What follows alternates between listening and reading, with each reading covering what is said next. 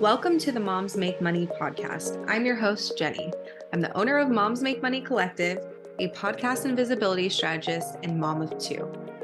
Many moms feel like we need to sacrifice our careers for our children, but I wholeheartedly believe that we can have a thriving business and family at the same time.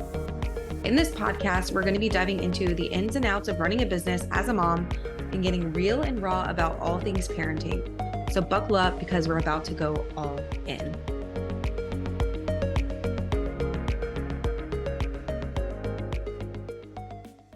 Hey there, welcome back to another episode of the podcast. I'm so happy that you're here. In today's episode, we're going to be diving into the different ways to make money from home as a mom without going the MLM route. So the first option I have for you is virtual assistants.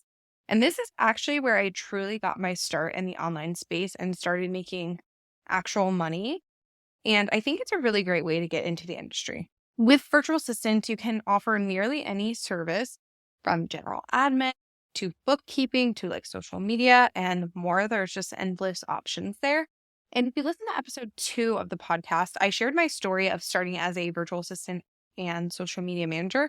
So it is something I feel really passionate about because it really helped me build my business to where it is now, even though I am now more specialized and working as a podcast strategist. But it helped me get to this point. Like, I don't think I would have ever started as a podcast strategist because I didn't even know that was an option.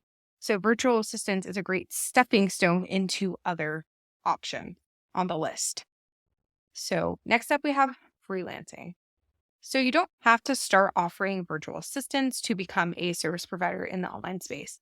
You can freelance and offer things such as social media management, graphic or web design, copywriting, and so much more. The options here are pretty much endless as well. These are going to be more specialized and need a lot less hand-holding from your client. You will essentially be able to take the reins after you hear the client's vision and you get some samples of previous work they've done and or other people's work that they are loving and jiving with, whereas virtual assistants, the client is really kind of telling you what they need and you're doing it for them. So it's not as specialized because they're saying, hey, can you do this? And you're saying yes and doing it. Versus with graphic or web design, they're coming to you as the expert to complete those things for them. The next thing we have on this list is an influencer. So before I started offering virtual assistants back in 2016, I actually had a lifestyle blog that I started when I was working corporate in 2014. And it was more of a creative outlet at the time as I was working at a paid internship in marketing as well as working part-time at Vera Bradley. But I did end up making money off of it over time. And I got to partner with some really amazing brands over the years.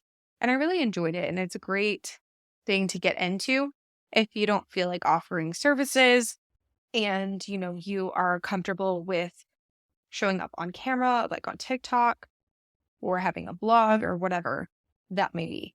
So once I had my son in 2020, I ended up taking a step back from like blogging/influencing so that I could put all my focus on my podcast management business because I really knew it would be nearly impossible to keep up with both businesses and an infant. But I do think it's a really great way to make extra money at home.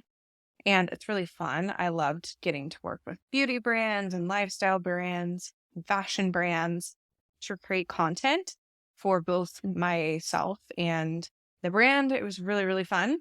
But I do want to caveat it with this. You do need to be really consistent with putting out new content for this to be lucrative in the long run. Unless you hit it big and have multiple videos or posts go viral, it's not going to be something that is an overnight success. And in fact, actually, none of these options are. But I feel like the influencer space is definitely oversaturated at this point.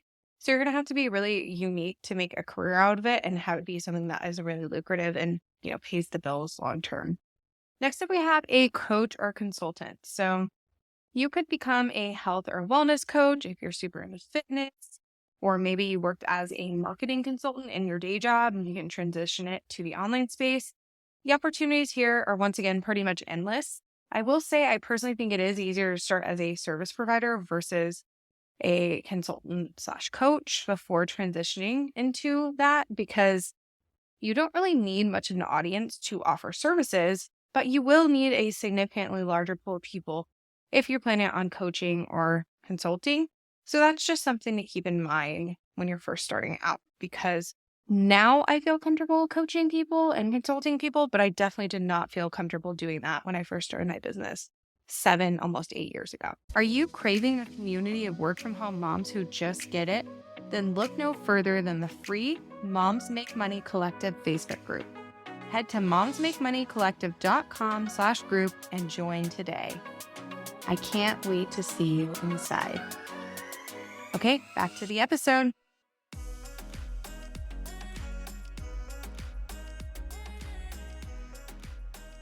The next option is being a course creator. So being a course creator is another great option, but not always one I recommend starting with unless you already have like a proven method that you can sell to people. Because like coaching, to sell courses, you're going to need somewhat of an audience first. So I feel like it's much easier to sell services than it is to, start off creating digital products or courses.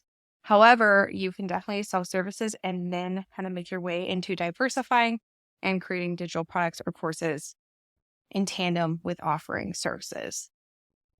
The next thing I have is UGC content, which is user-generated content.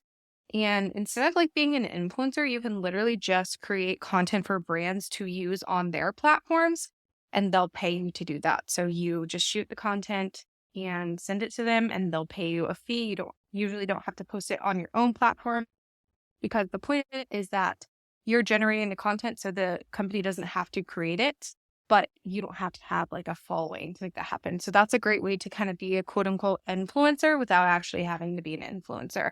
And I've seen people do really, really well with this. There's a lot of people on TikTok that talk about UGC. I'm not the most well versed in it because I've never done it before. But if you want to look it up on TikTok, there's lots of people there that talk about it, and they make really great money from just shooting content at their home and sending it to the brand and then getting paid by the brand. So that's another really great option if you're not wanting to be like an influencer, but you still like the whole like creative aspect of taking pictures and whatnot. That's a great, great route to go. Next up, we have e-commerce. So you can open up an Etsy shop or a Shopify store and start selling either physical or digital products. And you can either sell products that you have created, like whether it's a digital or physical product that you've created yourself, or you can purchase digital products that you have private label rights for. So that stands for PLR, to sell, which means that essentially you're allowing someone to, if you're purchasing this, they're allowing you to alter existing content, such as like articles or videos or templates or whatever, and then market it as your own. So you are, buying it, knowing that you're able to alter it and sell it to your own people, whether on Etsy or Shopify or on your own website even. So that's e-commerce. And this is a more popular option. You could also sell like baby clothes or like open a boutique or something. That's another fun thing to do with e-commerce. I've always kind of wanted to do something with e-commerce. And for the longest time, I want to open a baby boys like clothing boutique because I feel like there's not a lot of options for baby boys. It's always all about the girls. But I've never pursued it, but I think that's such a fun avenue. So if that's something you're passionate about, you can definitely do that.